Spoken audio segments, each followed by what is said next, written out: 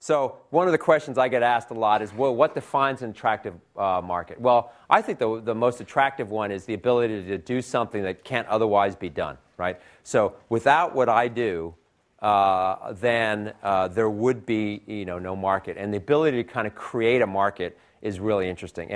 And if you have any doubt and you look at the market cap of companies within any particular sector, you'll find that about 50% of the market cap typically accrues to the market share leader, right? So it's very profitable to be the first, not only the first in the market, but if you're the first and you're the market share leader. So the ability to kind of help create a market is quite interesting.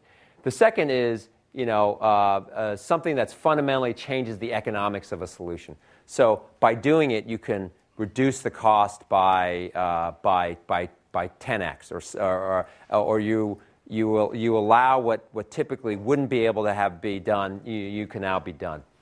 The third is that it's in the path of progress. You don't need to know the market. If the market exists today and it's being adequately served, you either have to come in with something. I always talk about general rule of thumb of attacking existing markets. It's got to be about 10x the performance, and it could be a maximum of 3 times the price. But arguably in today's world, it's got to be something along that lines of a 30x kind of improvement for people to switch. Because otherwise, corporations or people would rather just stick with what they're already using.